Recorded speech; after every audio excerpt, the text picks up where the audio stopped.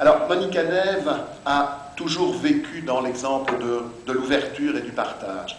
C'était déjà chez ses parents, table ouverte pour le repas de Noël.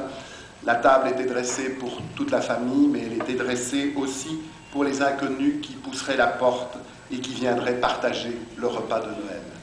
Cette table ouverte, cette ouverture, Monica Neve ne l'a jamais oubliée et elle a voulu l'élargir. Rien d'étonnant dès lors à ce qu'elle ait créé, il y a 30 ans, une association d'aide aux plus démunis, qu'elle ait acheté et organisé des maisons ouvertes à la rue Haute à Bruxelles, dans les Marolles.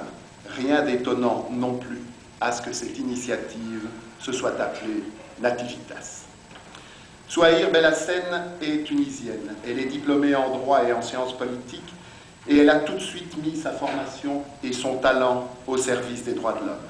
Elle a mis sa plume de journaliste d'abord, puis très vite, elle a rejoint la Ligue tunisienne des droits de l'homme. Elle y est entrée comme militante de base et puis elle s'est engagée dans les structures jusqu'à en devenir vice-présidente. Mais défendre les droits de l'homme, ce n'est pas une chose simple. Ce n'est pas une chose simple, surtout quand on est une femme et surtout dans certains pays. Menacée, agressée, expulsée, Souhaïr Belhassen a rejoint Paris où elle n'a pas cessé son combat.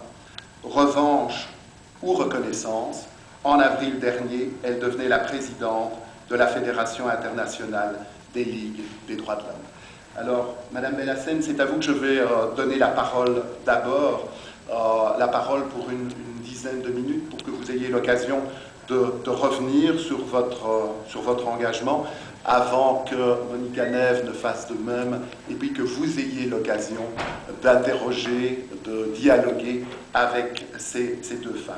Mais alors,